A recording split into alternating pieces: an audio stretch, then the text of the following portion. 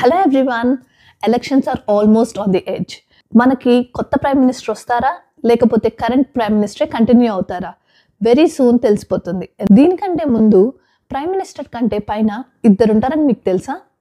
First king Charles III, the king. రీసెంట్గా queen Elizabeth చనిపోయారు.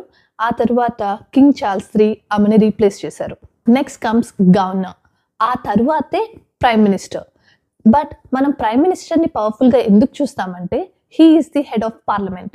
పార్లమెంట్లో ఎనీ బిల్స్ ఆర్ లాస్ మొత్తం ప్రైమ్ మినిస్టర్ త్రూనే వెళ్తాయి. ఇక్కడ 3 లెవెల్స్ ఆఫ్ గవర్నమెంట్ ఉంటాయి.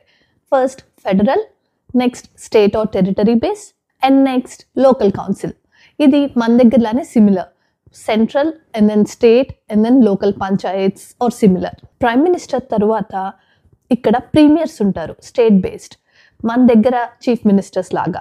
ఇక్కడ ఏదైనా బిల్ పాస్ అవ్వాలంటే మన దగ్గరలానే 2 houses, first the house of representatives and second senate. A bill అయినా గవర్నమెంట్ ఫామ్ అయ్యేది హౌస్ ఆఫ్ రిప్రజెంటేటివ్స్తో, 151 మెంబర్స్ ఉంటారు. అండ్ సెకండ్ హౌస్ సెనేట్, దానిలో 76 మెంబర్స్ ఉంటారు. సెనేట్స్ బిల్స్ పాస్ చేయడంలో మేజర్ రోల్ ప్లే చేస్తారు.